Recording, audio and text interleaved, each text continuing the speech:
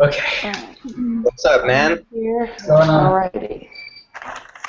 Sorry about that. I guess I shall read the question. Hangout number 3. Which perspective or approach made the most sense to you? In considering the approaches and theories presented, think about your own beliefs about leadership and how leaders can motivate followers to achieve goals. Cool. Who wants to go ahead and lead the conversation? I can go. So the one that I found the most interesting and what related to my life would be the situational approach. And I was just going off of Felder's contingency model of leadership. The other theories like I didn't really connect with. For example, the path goal theory. I was more looking at the Fielder's contingency model of leadership. So the thing that made the most sense to me was the fact that it had the 3 factors that constituted your influence from your followers. So the first was the leader's position of power. And what that was is just like the fact that as opposed to like a teacher, an employer would be respected more because they could give you a bonus or a raise. We've all been in situations where we've had a teacher that we didn't like, that we didn't really pay attention to because they couldn't really give us anything but our grade, and we knew that what we were going to turn in was like grade A work. Does that make sense? And like our employer was going to see our, behavior and what we were doing, and they could give us a raise, or they could, we had like the counseling statements. It's like a write up or whatever.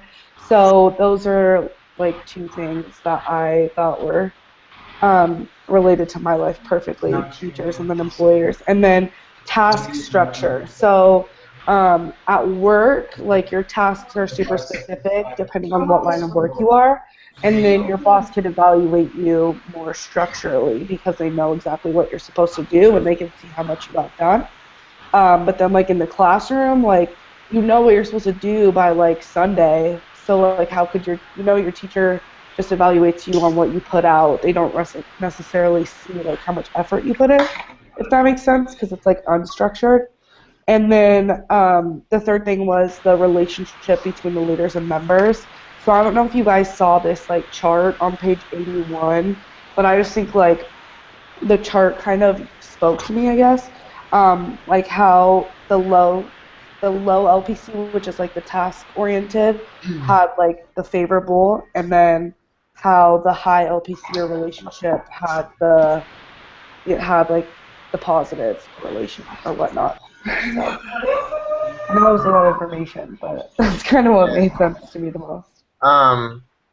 I definitely think that all the different approaches are all valid in their own ways. They definitely make a lot of key points that you can get a lot out of. But from my perspective, I also have to say that the situational approach is what really reached out to me the most, something that I could relate to the most. Just because, and quoting from the book, this little part right here where it says, um, that leadership behavior is contingent on the variation in the situation. For example, the strategy for effectively leading a high-tech research and development team is much different from the strategy for effectively leading a military combat unit. Pretty much what I got from that, and what it talks about is that there's different leadership opportunities and different leadership models for different situations. You won't lead a team of high school students the same way you would lead a team of college students. There's going to be different tasks and different ways to solve the problems, which goes into me talking about the path goal theory, and where it breaks off into different leadership characteristics. I related more towards directive leadership and supportive leadership together. Directive leadership being procedure-related leadership behavior that includes planning and organizing, task coordination, policy setting, and other forms of specific guidance. So I'm leaning more towards um, that organizational motivation, having more of like a clear path and understanding, and then feeding off of that supportive leadership, because when you're working in groups, people like to feel important. They like to feel that you're giving them tasks that'll help them contribute to the group, whether it be in a work setting or in a big group project or something like that. Everyone wants to feel part of the team, which is why I like that in there.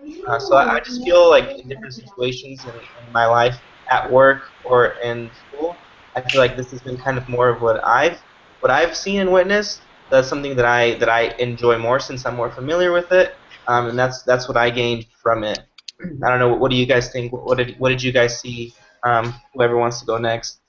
I agree with both of you. I think the situational approach was something that I definitely related to both of the chapters. And then there was a quote that I liked under the situational approach section. It says, "Good leadership consists of showing others people how to do What? leadership approach." John D. Rockefeller said that. You're supposed to have earlier And, today. I wrote that. I also wrote about supportive communication, which is something that they just touched on briefly, but basically it's saying like um, it's really easy for people to get discouraged, especially if they're doing like a task that's stressful or tedious. And so a manager, a leader has to be somebody um, who can motivate them by what they're saying. And then I also thought that the practical theory was something that was more relevant in my life. Um, and then also going off of what Eric said, it was directed and participated like that's what he said. Because those are the two things that I could relate to. And then I also wanted to touch on chapter 4. It talks about uh,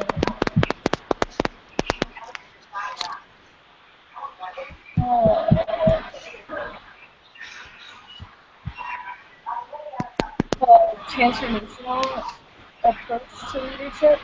And I thought that was like all encompassing of everything, but I think that it transcended like the leadership levels that we see in our daily lives. I think that transformational approach would be more of like huge organizations rather than somewhere like at a job or in a group or family or just a smaller setting. I think that. But I did think that the transformation was applicable not on such a small scale as these. For me, the situational approach to leadership was, I think this one's kind of taking it by landslide, but for me, that one hit me the most, and it actually was, I want to say Hersey's and Blanchard's situational leadership approach that I related to most, or that just made more sense to me. And that's because I'm kind of a type A, so it's this, and the readiness levels were what hit me, and for me it kind of depends on those that you would be leading. And for example, readiness level 1, the readiness level of those who are followers, low ability and low willingness. The followers lack skill and motivation, all the way up to level 4, high ability and high willingness, and transition between low and high. It just made more sense to me than, to be honest. In all honesty, the contingency model of leadership was that graph. I tried to read it and I couldn't. I turned the book sideways and I turned it upside down. I just couldn't understand it. But this made more sense to me because it was a little bit more clean cut. And I feel like this does work in a smaller setting because I have worked with smaller teams with people who are ready, people who are willing. They just didn't have the knowledge to do things, and I kind of pushed forward to kind of lead them in that direction because I had the knowledge and I had the willingness, and they were completely willing. I just felt like they needed a little bit of help, and that was in a team of about 5 or 6 people, if I remember correctly.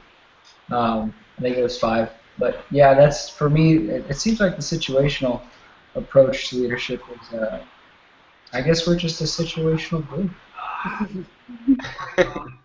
Yeah, I'm with you guys. Like, I'm kind of in between, like, relational and situational, so I'll talk about relational since you guys covered situational pretty well.